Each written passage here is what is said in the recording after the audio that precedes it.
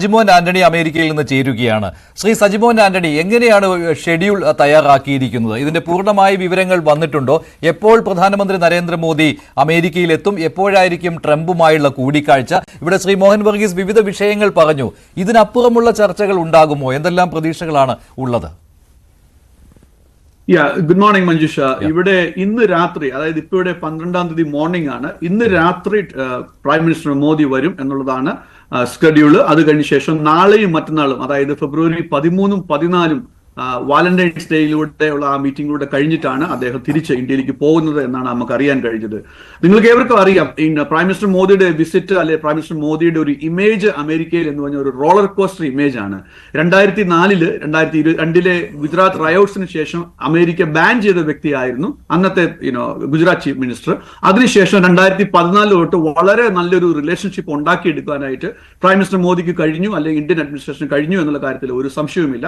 എന്നാൽ അതിനുശേഷം ഇപ്പോൾ ഉള്ളൊരു ട്വിസ്റ്റ് എന്ന് പറഞ്ഞു കഴിഞ്ഞാൽ 2-3 വേർഡാണ് പെട്ടെന്ന് എന്റെ മനസ്സിലേക്ക് വരുന്നത്. ഇന്ത്യയെ ട്രംപ് വിശേഷിപ്പിക്കുന്നത് India is a trade abuser, എന്നാൽ prime minister Modi is my friend. അതാണ് ട്രംപിന്റെ 2016-ലെ ഒരു സ്റ്റേറ്റ്മെന്റ്. 2020 വരെ അങ്ങനെയൊക്കെ ആയിരുന്നു. ഇപ്പോഴത്തെ ഒരു സ്റ്റേറ്റ്മെന്റിനകത്ത് ഒരു ചെറിയ വ്യതിയാനം വന്നിരിക്കുന്നത് എന്ന് പറഞ്ഞാൽ അദ്ദേഹം പറയുന്നത് America is first and America is only first.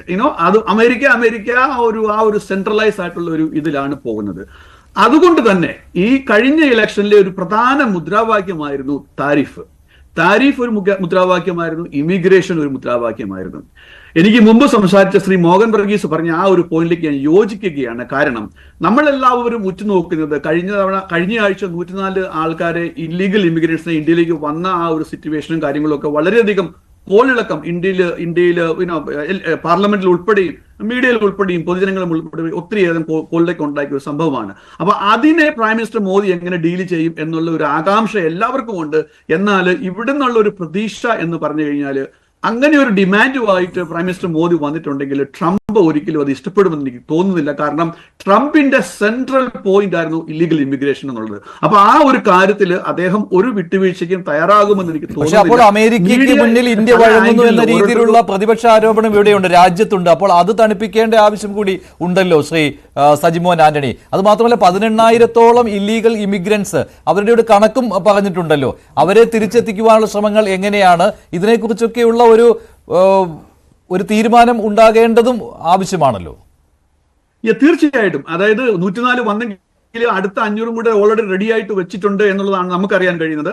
അതോടൊപ്പം നെക്സ്റ്റ് ലെവലിലേക്ക് പോവുകയാണെങ്കിൽ 18,000, പിന്നെ അടുത്ത ലെവലിലേക്ക് പോയി കഴിഞ്ഞാൽ 7,25,000 എന്നുള്ളതാണ് കണക്കുകൾ ഉദ്ധരിച്ച് നമ്മൾ സംസാരിക്കുകയാണെങ്കിൽ പറയുന്നത്. അപ്പൊ അതിനകത്തുള്ളൊരു സ്ട്രാറ്റജിക് പോയിന്റ് എന്ന് പറയുന്നത് എങ്ങനെ ഇതിനെ അമിക്കബിളി ഡീൽ ചെയ്യാം എന്ന് ചോദിച്ചു കഴിഞ്ഞു കഴിഞ്ഞാൽ, ഇതേ ഇഷ്യൂ ഇവിടെ കാനഡയിലും അല്ലെങ്കിൽ കൊളംബിയയിലും വന്നപ്പോൾ 2 രാജ്യങ്ങളും അങ്ങോട്ടും ഇങ്ങോട്ടും കണ്ണുരുട്ടി കാണിച്ചായിരുന്നു, മസിൽ പിടിച്ചായിരുന്നു. എന്നാൽ അമിക്കബിളി അത് വേറൊരു സ്റ്റൈലിലേക്കാണ് അത് പോയത്. കൊളംബിയയുടെയൊക്കെ പ്രസിഡന്റ് അവിടുന്ന് വിമാനം ഇങ്ങോട്ടേക്ക് അയച്ചു കൊടുക്കുന്ന ചില പ്രതിഭാസങ്ങളൊക്കെ ഉണ്ടായി. അപ്പൊ ഇന്ത്യയുടെ കാര്യത്തിൽ ഇങ്ങനെ ഇവിടുന്ന് വരുന്നതിനകത്ത് ഇപ്പൊ അമേരിക്കൻ മിലിറ്ററി ജെറ്റ് ഉപയോഗിക്കുന്നതിന് പകരം വേറെ എന്താണ് ഓപ്ഷൻ ചോദിച്ചു കഴിഞ്ഞാൽ, മേ ബി പ്രൈം മിനിസ്റ്റർ മോദിക്ക് പറയാൻ പറ്റും, ഇങ്ങനെ ഞാൻ അവിടുന്ന് ജെറ്റിനെ ഇങ്ങോട്ട് അയക്കാം, അപ്പൊ അതിനകത്ത് കയറ്റി വിട്ടാൽ മതി എന്ന് പറഞ്ഞാൽ മേ ബി ട്രംപ് അത് ഓക്കെ ആയിരിക്കും. അത് റൈറ്റ്. എന്നാൽ മീഡിയ പലതും ഇതിനെ വ്യാഖ്യാനിക്കുന്നത് ചങ്ങലയ്ക്ക് വെച്ചു, കാലയെ കുരുക്കിട്ടു, ഇതൊക്കെ പറയുന്നത് അതിനെയൊക്കെ കുറെ ഒരു ലിമിറ്റിൽ കൂടുതൽ പറയുന്നുണ്ട് എന്നുള്ളതാണ് എൻ്റെ ഒരു ഇൻഡിപെൻഡന്റ് ഒപ്പീനിയൻ ഇവിടെ നിന്ന് പറയുന്നത്. കാരണം ഇവിടെ ഏത് രാജ്യത്ത് വന്നാലും അനധികൃതമായിട്ട് വരുന്നത് അവർ കുറ്റക്കാരാണ്. അപ്പൊ ആ കുറ്റക്കാരെ കൊണ്ടുപോകുമ്പോൾ നമ്മൾ എന്താ പറയുന്നത്, അതിന് ആ ഓരോ രാജ്യത്തിന്റെ ഓരോ നിയമങ്ങളുണ്ട്. ആ നിയമങ്ങൾ പാലിച്ചാണ് പോകുന്നത്. അപ്പൊ പാലിക്കാതെ പോകുവോ, അവരെ മാനുഷികപരമായിട്ട് അബ്യൂസ് ചെയ്തു എന്ന് എനിക്ക് തോന്നുന്നില്ല. ഇവിടെ ഞാൻ ഇൻഡിപെൻഡന്റ് പറയുന്നത്, ഒരു കക്ഷിയുടെയും പാർട്ടായിട്ടല്ല ഞാൻ പറയുന്നത്, ഇൻഡിപെൻഡന്റ് ആയിട്ട് പറയുവാണെങ്കിൽ അതാണ് അതിന്റെ ഒരു ആൻസർ. അപ്പൊ അതിന്റെ ഒരു എക്സാമ്പിൾ ഞാൻ കഴിഞ്ഞ തവണ ഞാൻ പറഞ്ഞിരുന്നു. ഇന്ത്യയിൽ ഇങ്ങനെ ഒരു അനധികൃതമായിട്ട് ഒരാൾ വരുവാണെങ്കിൽ നമ്മൾ എങ്ങനെയാണ് അവർ ഡീൽ ചെയ്യുന്നത്? കേരളത്തിൽ വരുവാണെങ്കിൽ എങ്ങനെയാണ് ഡീൽ ചെയ്യുന്നത്? നമ്മുടെ News 18 ചാനലിലേക്ക് ഒരാൾ അനധികൃതമായിട്ട് കടന്നു വരികയാണെങ്കിൽ നമ്മൾ എങ്ങനെയാണ് ഡീൽ ചെയ്യുന്നത്?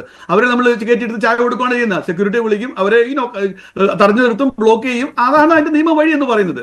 അപ്പം അതിനുള്ളൊരു ഓപ്ഷന് എങ്ങനെ ഇതിനെ ഒരു മിനിമൈസ് ചെയ്യാൻ പറ്റുമെന്ന് ചോദിച്ചു കഴിഞ്ഞാൽ, എനിക്ക് തോന്നുന്നത് ഇപ്പോഴത്തെ ഇന്ത്യയുടെ ബജറ്റ് ശ്രദ്ധിക്കുവാണെങ്കിൽ ഒരു കാര്യം എനിക്ക് മനസ്സിലായത്, ട്രംപ് അഡ്മിനിസ്ട്രേഷനെ അപ്പീൽ ചെയ്യാനുള്ള ചില ടാരിഫ് ഇളവുകൾ അതിനകത്ത് ഡിക്ലെയർ ചെയ്തിട്ടുണ്ട്. കാരണം പ്രൈം മിനിസ്റ്റർ മോദിയുടെ ഈ ഒരു വിസിറ്റ് വരുമ്പോൾ ട്രംപുമായിട്ട് ഒരു അഗ്രസീവ് മോഡിൽ പോവാതെ ഒന്നും കൂടെ ഒരു അപ്പീസിംഗ് മോഡിലേക്ക് പോകുക എന്നുള്ളൊരു അർത്ഥത്തിലാണ് അതിനെ ഞങ്ങൾ ഇവിടുന്ന് കാണുന്നത്. ഒന്ന്. രണ്ടാമത്തേത്, may be prime minister Modi ഒരു ജസ്റ്റർ കാണിക്കും, ഇല്ലീഗൽ ഇമിഗ്രേഷൻ നിങ്ങൾ വിട്ടോ, ഞങ്ങൾ അത് അക്സെപ്റ്റ് ചെയ്യും, നമുക്ക് വേണേൽ അതിന്റെ മൊഡാലിറ്റി വേണം ചേഞ്ച് ചെയ്യാം എന്നുള്ള കാര്യത്തിൽ വന്നേക്കാം.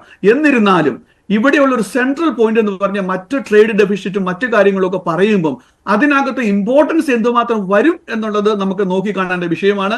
അത് മേ ബി നാളെ കഴിഞ്ഞ് ആകുമ്പോഴത്തേക്ക് ഒരു ക്ലാരിറ്റി. ശ്രീ സജിമോൻ ആന്റണി താങ്കളിലേക്ക് വരാം. പക്ഷേ ശ്രീ റോണി കെ ബേബി, നിങ്ങൾ ഇതിനെ അംഗീകരിക്കുകയില്ലല്ലോ എന്തായാലും.